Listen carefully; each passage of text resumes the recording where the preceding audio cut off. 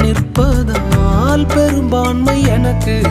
அட ஊர் என்ன சொன்னாலும் பாரதர் நின்னாலும் பிள்ளையெல்லாம் நான் உமக்கு. அட ஊர் என்ன சொன்னாலும் பாரதர் நின்னாலும் பிள்ளையெல்லாம் நான் உமக்கு. நிகரில்லாத தகப்பனுக்கு உயர் மலையோ சமவெளியோ இரண்டிலும் நீரே என் தேவன். உயர் மலையோ சமவெளியோ இரண்டிலும் நீரே என் தேவன். எந்த மாறாதித்திடுவே என்